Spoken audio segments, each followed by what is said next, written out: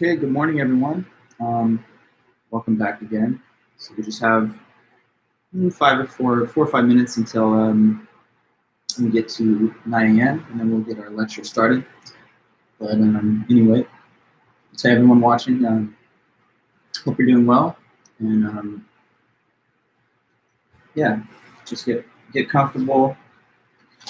We will start in a few moments.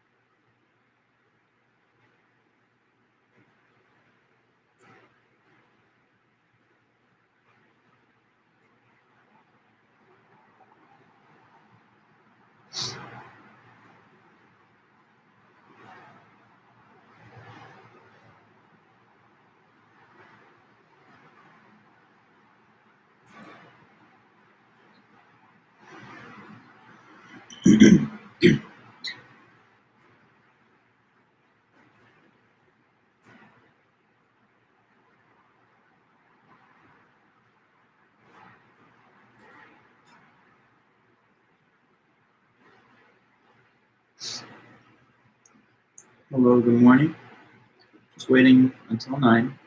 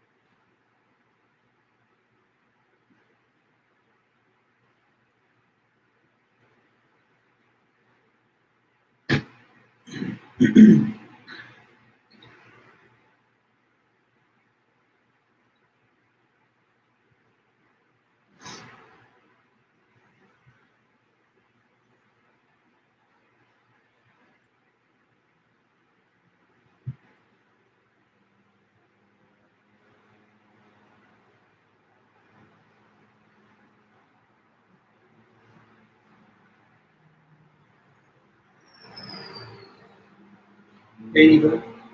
Good morning.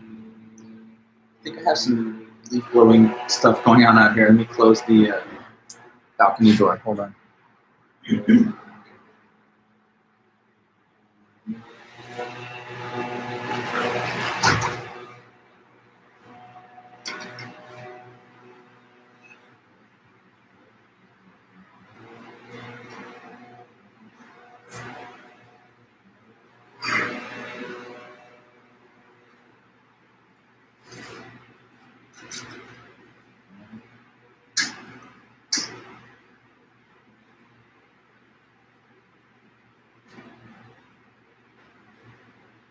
Okay, hey. Hello, everyone. Good morning. I have a balcony facing the street, and so sometimes there's workers and stuff in the morning. Today they're just trimming some of the hedges and things. Okay.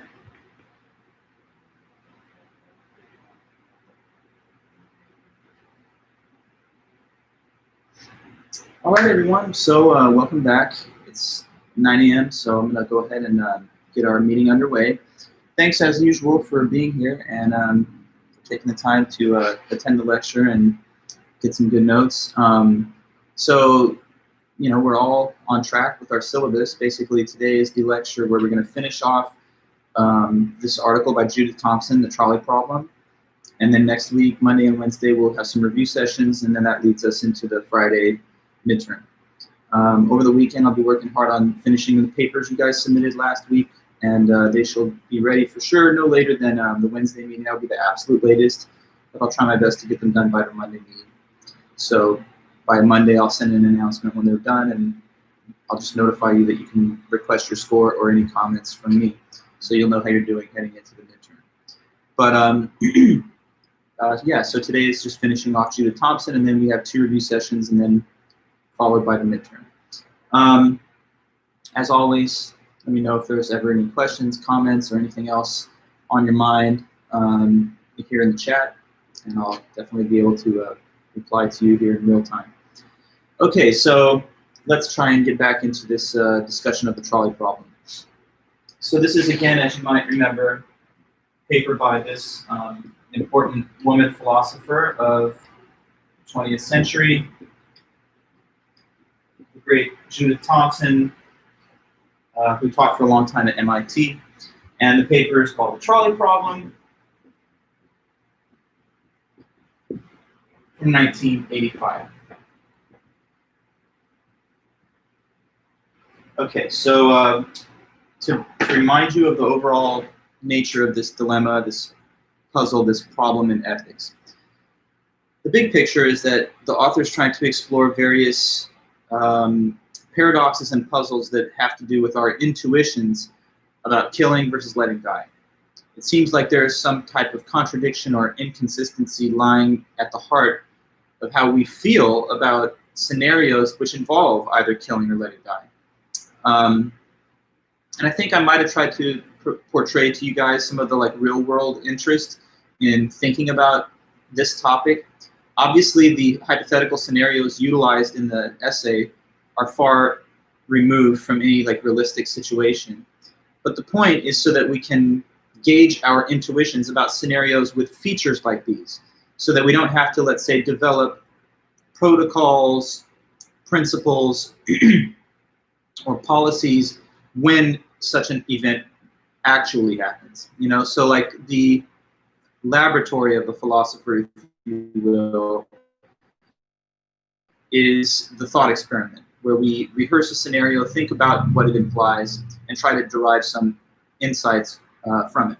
So, the diversion of threat is a real world issue, and there have to be choices made about those things. Nowadays we have all these self-driving cars that are starting to be developed.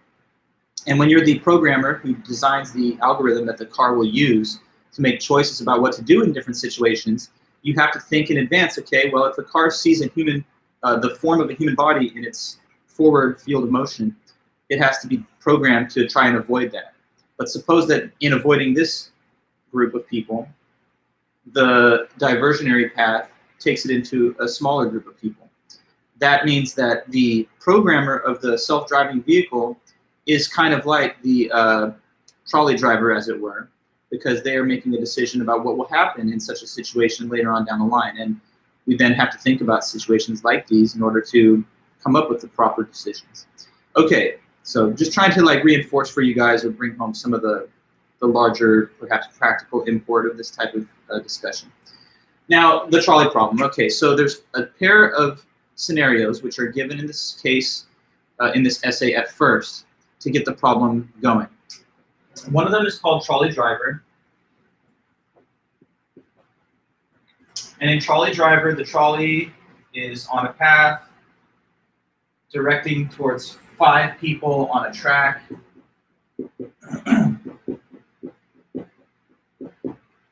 There's a fork in the track that has another stretch which goes in a different direction, but there's one person there. Currently, the track and the trolley is headed towards the 5, but by use of a switch, he can divert its path onto the other track. And if he does that, then it fails to kill 5, but instead the trolley kills 1. So most people, when polls are given, when surveys are given about this scenario, the vast majority of responses from the audience are that they don't find that to be wrong, that they think, in other words, that this is morally permissible, for the trolley to have its track switched to the other stretch. But we then compare this case with transplant. And in the transplant case, you have 5 sick people needing organs in order to survive organ failure. and they all have the same matching blood type. Here's a doctor. The doctor sees that there's one healthy person that's not otherwise ill who has just come in for a checkup. And then the question posed to the audience is again, well, okay, would it be morally permissible or impermissible? Would it be wrong or not wrong if this man kills the patient here, the healthy one, to remove their organs and give them to the 5 people and save their lives?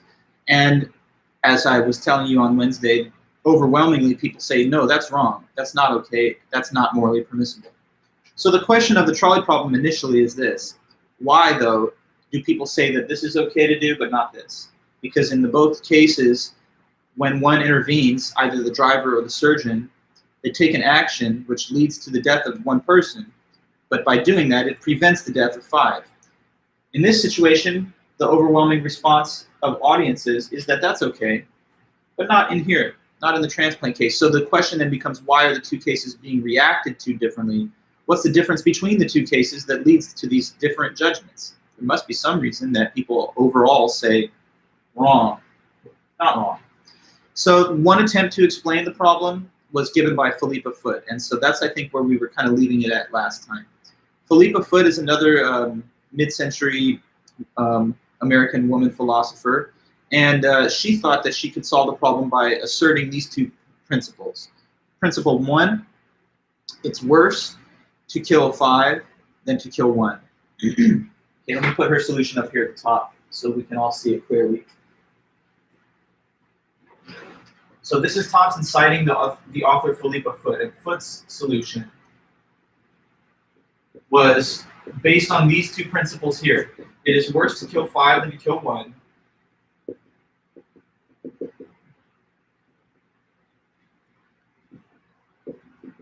Let me write the word so it doesn't look like the letter S. Worse to kill 5 than to kill 1. And then the second principle is it is worse to kill 1 than to let 5 die.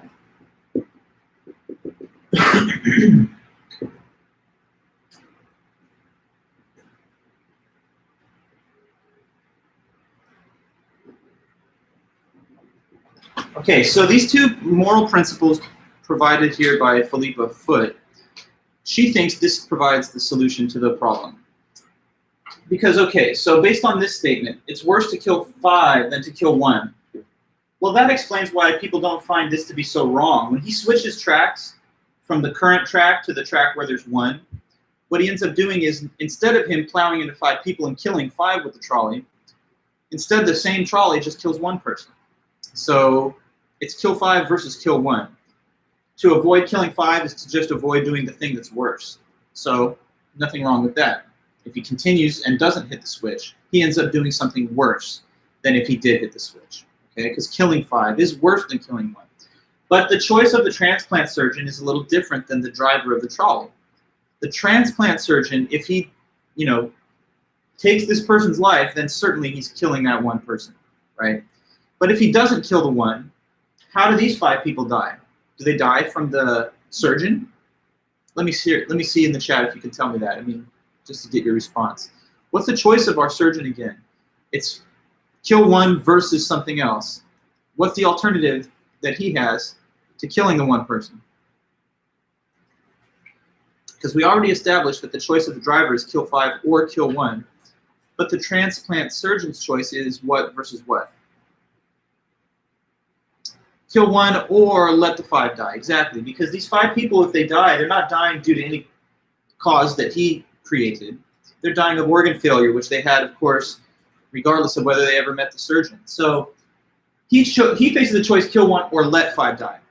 And this second principle then kicks in, because what it says is that it's worse to kill a person than to allow 5 people to die of whatever problem they already have.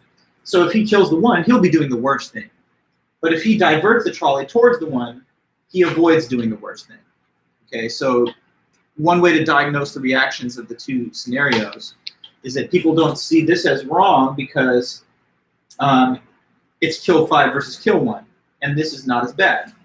And this is wrong because it's kill 1 versus let 5 die, but killing 1 is even worse than letting 5 die. Now, Thompson hears this solution suggested by Foot, and she tells us that, in fact, this doesn't quite solve the problem altogether.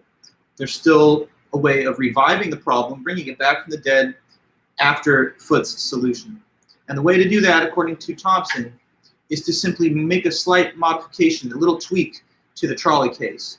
If we edit that trolley case and change it around just a bit, then the problem reappears, and that shows that Foot's solution hasn't really solved it. So let me show you this new case, which undermines the effectiveness of Foot's attempted solution. So the new case is another variation on the trolley situation here. So I'm erasing this case of trolley, and then give you some new diagram up here. Now I want you to compare transplant with not trolley driver, but rather we call it bystander at the switch.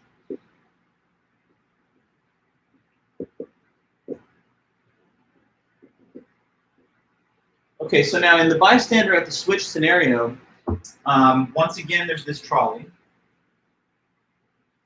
which is moving forward on a track. Here's the driver of the trolley inside, and it's going towards 5 feet.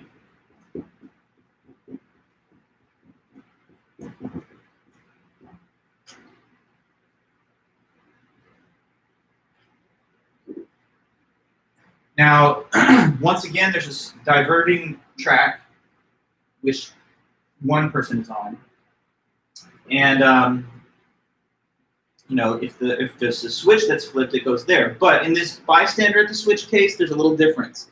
In this version, our driver is incapacitated, unconscious. So I put like X's where his eyes should be to kind of denote that he's blacked out right now. So the driver's passed out up here in the control area. That means that he's not really able to flip the switch. He's out cold. So it looks like these guys are doomed. The driver with the switch can't hit it. But fortunately, there is one thing that could happen. See, there's a bystander walking around, just hanging out, taking a walk, unrelated to the whole trolley thing. But while they're walking nearby, they see a switch like this. And the switch just says, like, emergency override for track. Flip this track if needed to divert trolley's path. Okay, so the bystander standing by at this switch. And the only difference, I guess, between trolley driver and bystander is that in the bystander version, it's this guy who has the ability to perform the action that will change the trolley's track. He can't do it, but he can, the bystander could. All right, so now the question gets asked yet again. And all 11 of you, it's a little disappointing. You guys got to come to the class. You're here, so that's fine. But you know, your other classmates, they really should be coming. Anybody who's watching this later in the future on the replay, I want you to come to the class meetings live. You're not just supposed to watch them on replay. But anyway, make sure that that happens. Anyways, back to this question for all 11 of you. Is it wrong or not wrong for the bystander to hit the switch?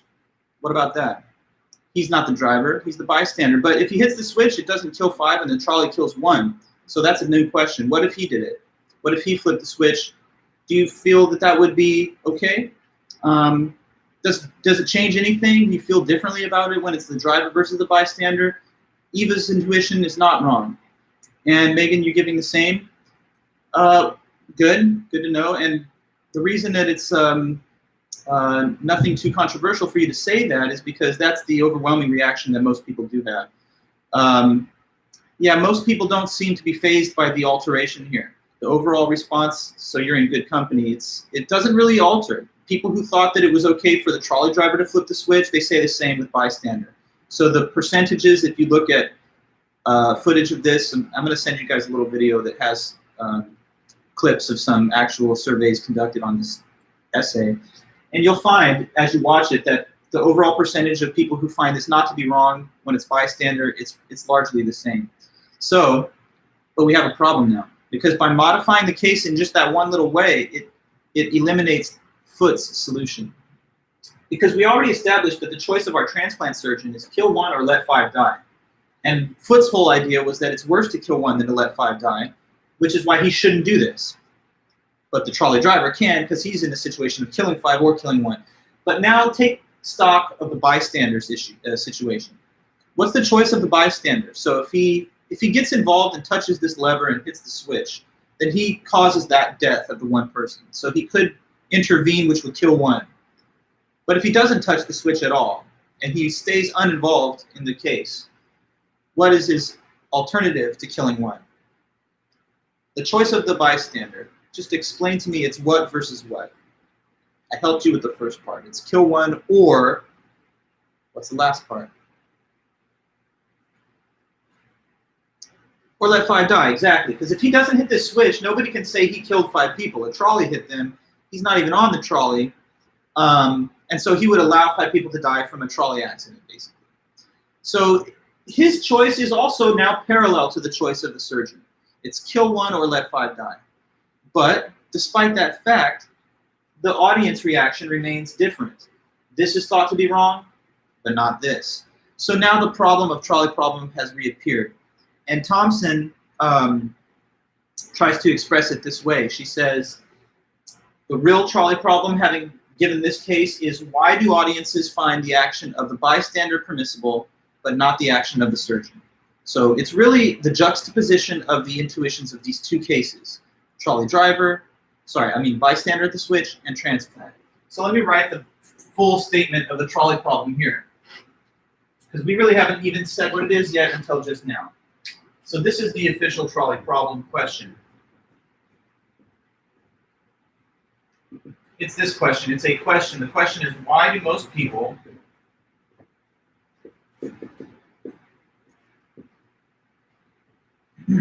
feel that the action of quote-unquote bystander is not wrong,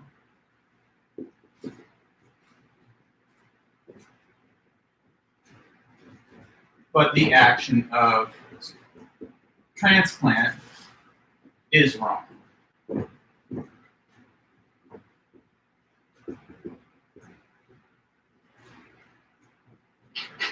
That's the question. So we're facing this question in the trolley problem essay. Why do audiences that are surveyed about the cases generally react to bystander by saying that the bystander is morally permitted to intervene and prevent the larger amount of death, but it is not judged to be okay for the transplant surgeon to do something which kills one but prevents the death of 5? So now we have to pinpoint, if we can, what's going on in these two cases that generates these different reactions. So a second attempt to solve the problem is mentioned next. So we have one more failed attempt pretty much, and then we get to Thompson's actual solution in the end. The next attempt to solve the problem is she calls it the Kantian solution. Okay, Kant. What is Kant's solution? Well, if you guys remember, Kant said in version 2 of the categorical imperative that what should a person never do? Kant's categorical imperative version 2, let's jog your memory real fast. It says that you must never do a certain type of thing. What is that? So it's not the one about maxims and universal laws, that's version 1.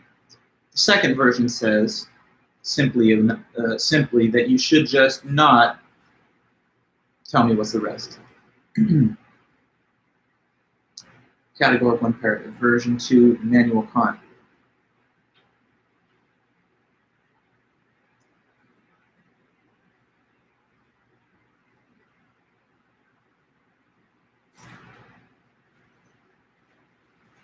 Just giving you a moment. Just let me know here in the chat.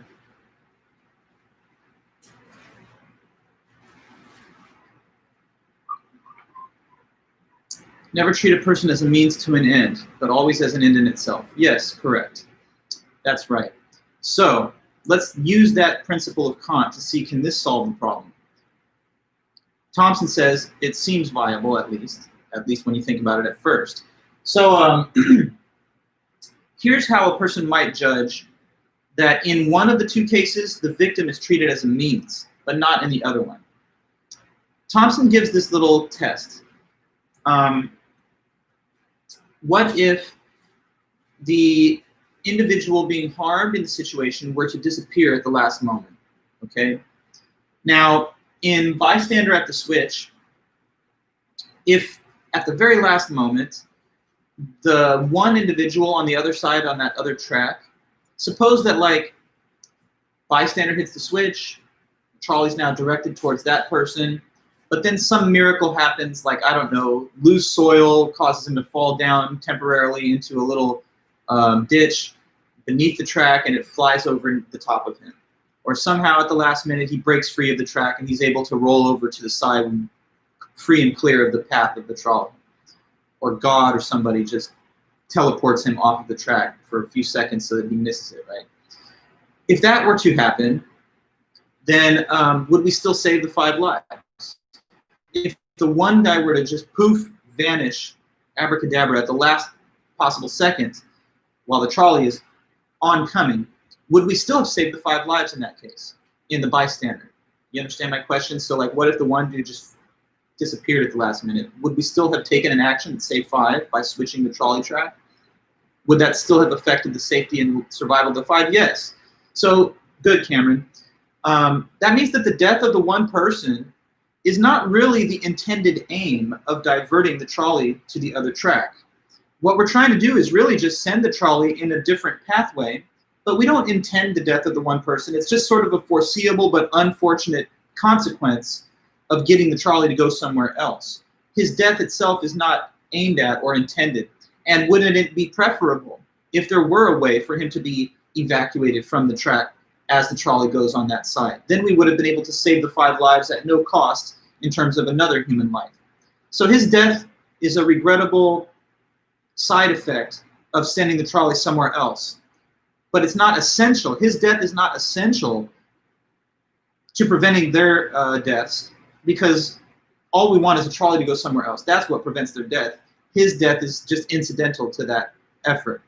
Now, though, let's consider the transplant scenario, though.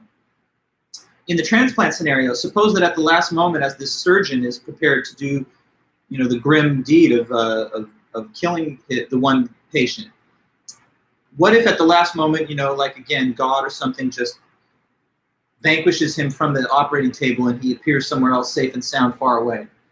So if the victim of the surgeon were to disappear at the point of action, okay, would we still have been able to save the 5 lives of the other patients? That's a different question. You understand? So suppose that the victim of transplant were to disappear at the last moment. Good, Eva and the others. Yeah, Senna. We would not have saved 5 in that case, because the organs necessary to save the lives are possessed in the body of that person. So his body and his death is like an essential element of the life-saving efforts in transplant, not so in bystander. So one could argue then that it's really only the victim of transplant that is used as a means to an end, because without his body and his death, there'd be no effective way to save those 5 people. In the case of bystander, though, the one guy is just unfortunately placed on a stretch of track where a train is going to go. But his death is not the direct aim involved in the life-saving effort to prevent 5 other deaths. So he's not really used as a means. He will die in the process of diverting the trolley. But if he were somehow not there, that would be even better. And in the case of the transplant surgeon, it makes no sense to say, we'd like to get those organs, and if this guy wasn't even there to be killed, that would be better. That doesn't make sense logically. So maybe Kant has solved the problem. Kant's solution, as I've just described it, is that it's only the victim of transplant that's used as a means and not in the other case. Since it's always wrong to use someone as a means, we're forbidden to act in the way that the surgeon does, but not so much in the case of the bystander. Well, it's another valiant attempt to diagnose the reason we have these intuitions, or to solve the problem, explain why we have the intuitions. But once again, Thompson says, nope, not quite. We're not there yet, and this solution also doesn't fully settle the problem. And to show us why the Kantian solution does not work, we have to now invent another permutation on the trolley case. So here's our newest edition of the trolley scenario. This one is called loop. Okay, so once again, there's a trolley. It's on a forward path. And it's directing it towards 5 people here.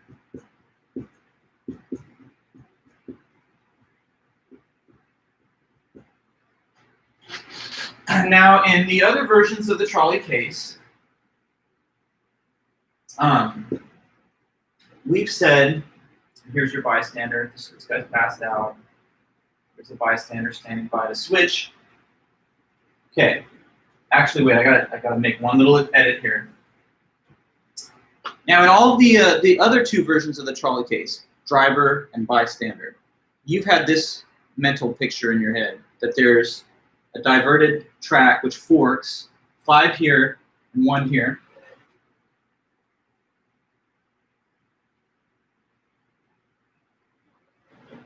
But here's the thing. Suppose that the track forms a loop, though. Okay? So that, in fact, the overall structure of the trolley path is that it will loop around that loop. Now, in this loop version of the case, we modify this one element too. Not only do we make it be a loop, but the one person who's on the top part has now been described as a humongously large person, okay? So, so in case the trolley keeps going forward, it'll strike these 5 people. But the combined weight of the 5 people is sufficient to arrest the forward momentum of the trolley and stop it from continuing so that it doesn't just loop around the back and kill the one big guy. But if the bystander hits the switch, then in that case, the trolley goes up in this direction. But because the man is so large, what will happen in case the trolley goes up towards him? Let's see if you can judge that and tell me in the chat. By making loop this way, what's the result of switching the trolley to the path? Yeah, so he's so big it does kill him, but it blocks it from continuing around to kill the other 5. Now, remember Thomson suggested that according to Kant's solution, we should see bystander and transplant differently, because in transplant, the one victim is used as a means, since it's essential to the effort of saving 5 that they be killed and their body parts taken. And if they disappeared at the point of action, it would be impossible to do that. And we thought that that was different from bystander, because should the bystander flip the switch and the one poor victim disappear at the last moment, then the trolley just continues going off in that other tangent direction and no one gets killed. But now we've made it be loop. And so let's ask yourself this question. What if this man switches the trolley's path, but at the last moment, the large guy slips down into like a Bugs Bunny rabbit hole and does not get struck by the trolley? If he were to disappear from the track at the last moment, then what would happen actually? You can tell me. You're thinking through the moving parts here. Then the 5 would still die, because the trolley would simply curve around the back and kill him from the other side. So it looks like now when we modify bystander and make it loop, the death of the one victim here is essential to the prevention of the other 5 people dying. And therefore, it looks like it kind of mirrors the transplant case in the sense that they're both used as a means now. Because his death can no longer be eliminated from the scenario in case the scenario results in these 5 guys surviving. So the question then is posed yet again to the audience in loop. And the question is, do you think it would be wrong or not wrong for the bystander to switch the switch in loop? And you know, I could survey you guys, but since there's not so many here, I guess it puts some of you on the spot. But the thing is, even with loop, the overwhelming response of the audience is that that's not wrong either. Preventing this trolley from hitting 5 and instead switching a switch so that it does hit 1. People are not impressed or affected by the fact that he's a large man and that if he weren't there and the trolley's path was diverted, it would still kill 5 people. So it seems that the Kantian solution hasn't really helped us. Kant thought that if one case involved using someone as a means and not the other one, then that would track with our moral intuitions, and we would judge the one where someone was used as a means to be the case where the action was immoral. But it seems now that in loop and in transplant, one person's used as a means to prevent the death of 5. But only in transplant does the audience come away feeling that that was something wrong to do. So a solution is still elusive, still evading our grasp.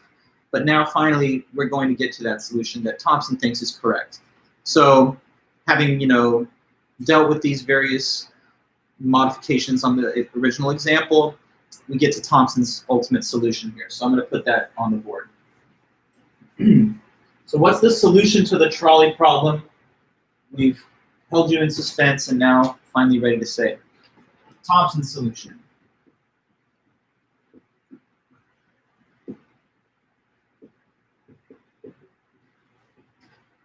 Okay, so here's the principle that she thinks is leading our intuitions. It is permissible, not wrong, morally permissible to redirect a threat from a larger to a smaller group of people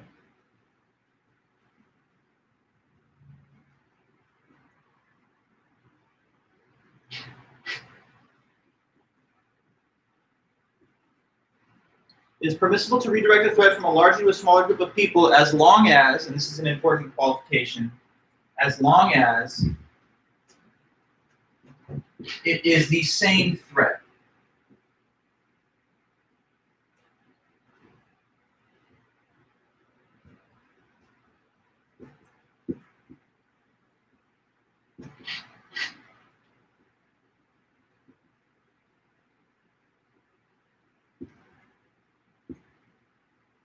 Okay, so there you have this principle.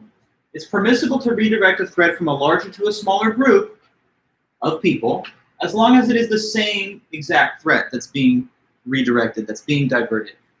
Okay, so let's consider in all the trolley cases, whether it was driver, bystander, or loop, what thing poses a threat to the lives of 5 people in those cases, in the situation given. Specifically, what type of thing is a threat to those 5 lives? What risks their life? What puts them at risk of death? In the trolley cases, the trolley, exactly. It's an oncoming trolley. The impact of the trolley could kill them. Now, if a switch is flipped, whether it's by a driver or a bystander, by whoever, then the 5 people are no longer threatened by that trolley, but one person now is at risk. If the switch is switched, what thing is the threat to the one person's life? In the trolley cases, a trolley threatens 5, but if a switch is hit, what threatens 1? And you'll tell me in the chat. Again, yes, good, the trolley. It's the same trolley that is either going to hit 5 or 1. So there's one threatening thing. And what the hitting of the switch does is it funnels that existing threat into a less destructive outcome by diverting it toward a smaller number of people. But it's not creating a new threat, a completely different danger. It's making one dangerous thing land on fewer people. Why isn't it the person making the switch? Well, because they're indirectly related to the cause of death. The direct cause is the impact of the trolley. I mean, it's sort of like a gun, right? A gun, a person fires the gun, but the cause of the death is the impact of the bullet. When we ask about the responsibility, it lies with the person who does it, but there's also some measure of accountability to be given in terms of like, where did the threat trace from? In this case, the trolley is an existing threat. It's not been generated by the one who either drives the trolley or is the bystander. So more of these people dying by means of the trolley would be worse. The intuition seems to be that if one threatening thing is going to hurt some number of people, it would be better for it to hurt fewer rather than more, or to kill fewer rather than more. If a person was a pilot of an airplane and there was a mechanical failure which tragically is causing the plane to crash and it can't be rescued, suppose that as he's careening down towards the ground for this crash landing, he's about to land in a big populated like a sports arena where there's 10, 20,000 people there. It would be a mass casualty incident.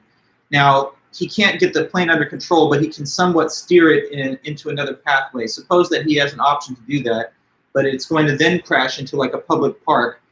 But the public park just has a few scattered dozens of people rather than tens and tens of thousands.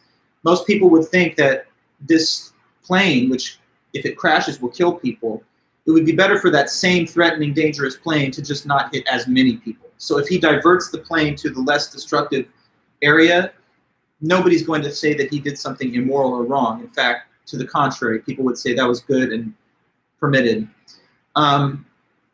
So anyway, with regard to the trolley cases, it's one trolley that could hit 5 or 1.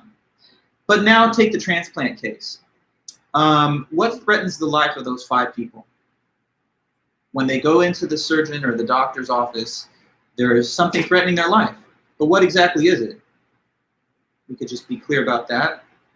The risk, the threat, the danger to the lives of 5 is just organ failure of whatever natural causes. Yeah. But if the surgeon or doctor intervenes to save their lives, then one different person is at threat and at risk. But what thing threatens that one person's life? Is it the same threat or is it a different one? And you'll just let me know what that threat is to the one person rather than the 5. It's the doctor, right? It's the homicidal doctor. It's the scalpel. It's not organ failure. That's a different threat. It's not like it's the transfer of threat from a bigger to a smaller group. It's not the diversion of threat from a bigger to a smaller group. It's the establishment of a completely different, dangerous, scary, threatening thing to one person that's not the same thing faced by the 5. So that is, according to Thompson, what's leaving us with this feeling that that's wrong, but not so much in the case of the bystander. What the bystander is doing is funneling some dangerous thing, the same dangerous thing, in a less destructive direction. But what's going on with our transplant surgeon is that in an effort to prevent 5 people dying, he threatens another person with something completely different. So if a person is going to take an action that results in a death, the moral principle that she thinks we follow is that that's only okay if it's done in an effort to prevent some threatening thing from killing even more people. All right? Now, there's one last little twist, though, one last little amendment to this solution principle that she adds at the end, because she realizes that there's one final element that has to be evaluated to get this solution to be perfect. So one more little point here. It's permissible to redirect a threat from a larger to a smaller group of people as long as it is the same threat that is being directed and, last qualification, and as long as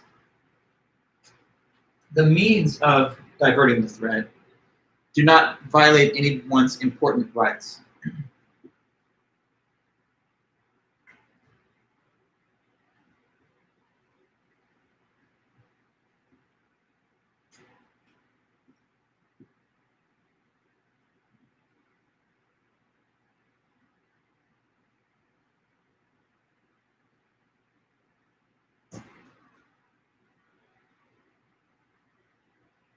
Important or serious rights. Okay, so the final little clause here added at the bottom, that there also has to be that in the means taken to divert the threat, no individual's important rights can be violated. To show why that next little clause is necessary, and one final trolley case is given. So I'm going to erase this to provide you the diagram of that last trolley scenario.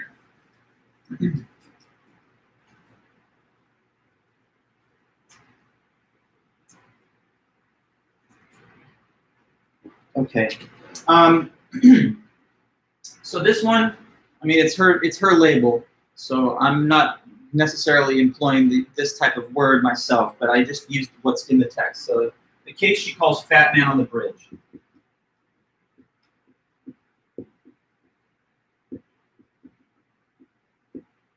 So here we imagine once again there's a trolley. There's a trolley. Here's a driver. He's incapacitated. The trolley's going straight forward. Ahead on the track are 5 people.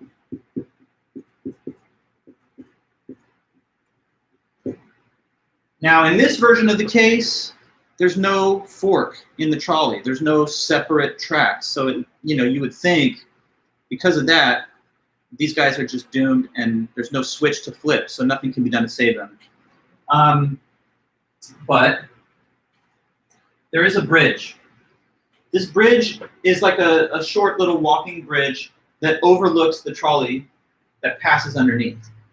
On top of the bridge, let's say there's two people. One is like just some person like you, and then the other, let's just say, large gentleman. Now,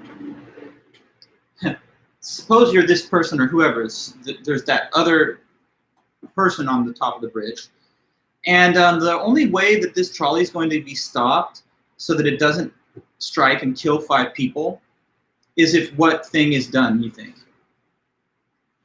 There's just one thing that could be done to prevent the trolley from killing 5 in this situation of man on the bridge.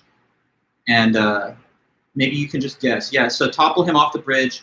He's so large that's given because it's just supposed to be that his body is massive enough that it will prevent the forward motion of the trolley once it strikes him, and that will block it from killing the 5.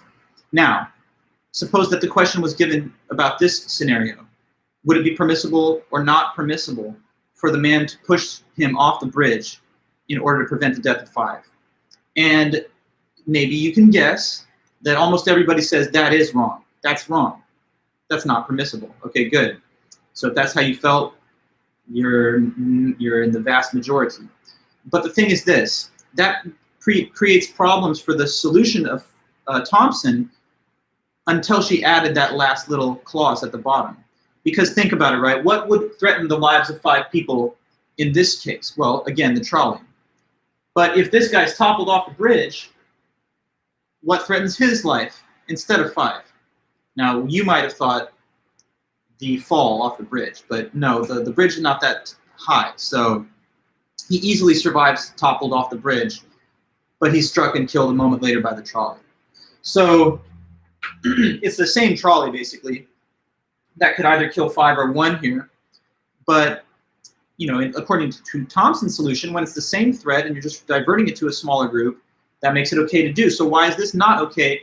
It's because it doesn't satisfy the second and final clause of the solution, which is that the means which are taken to avert or redirect the threatening thing must not themselves violate any important rights.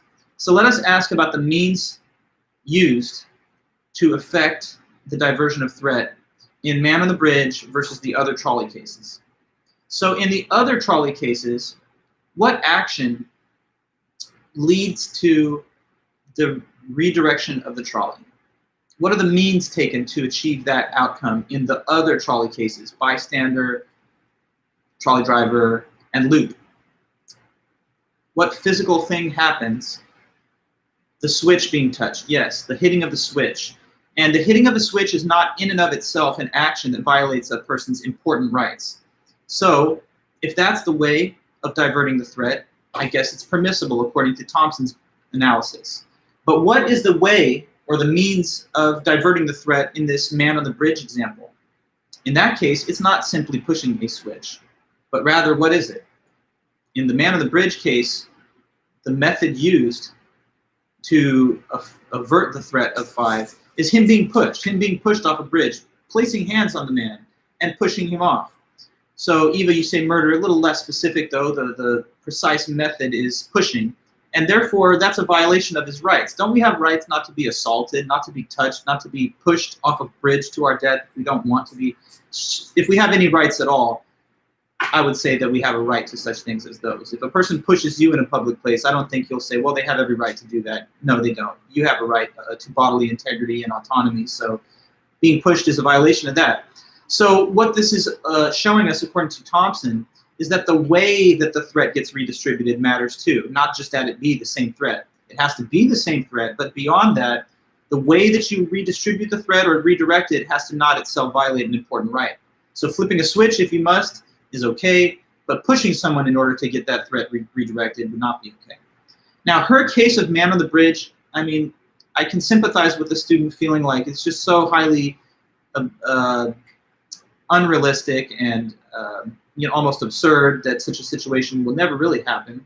I can think of more realistic cases, though, to give the same principle to you. So let me give you this, just one I've thought of as I've taught this so many times. Suppose that there were soldiers, right, fighting in the military, and that they were all in a nice little, well, I don't know if nice or whatever, but they're all in a bunker, And okay, emergency, panic, a grenade gets lobbed into the bunker. So let's say there's 6 men in this bunker, and once the grenade drops down there, they are seriously all at risk of dying from the explosion, right? Now, what is something that could be done in this bunker by at least one of the men to prevent it from killing all 6, but instead maybe just it will kill 1? What do you think would be one way of getting that better outcome? Well, okay, Senna, you say throw a body on top of the grenade, but good, but it makes all the difference what body and who. Okay, so Cameron, you're saying, so what if one person covers it with their own body? Right. Now, if a person makes the heroic act of like self-sacrifice to the point of death to prevent their fighting fellows from dying there, would you say that's wrong or not wrong? Probably you would think, no, it's not wrong, and it's maybe even heroic. Now, what is happening in that case where the one throws himself on the explosive? Well, there was a bomb, a grenade. It could have killed 6, but now the same grenade, by means of this noble self-sacrifice, will kill 1. And so that's a redirection of threat, the same threat, and the means taken to redirect it is a voluntary act, which is not violating anyone's important rights. But what would be perhaps an impermissible way of diverting the threat of the grenade and making it instead only harm 1? What do you think would make that same kind of diversion of threat, but the wrong way to go about it? If what? I think you'll know, but I just want to see in the chat what you can tell me on that. What would be an immoral way in our soldier bunker example to get that 1 grenade to not threaten all 6, but just 1 of the people?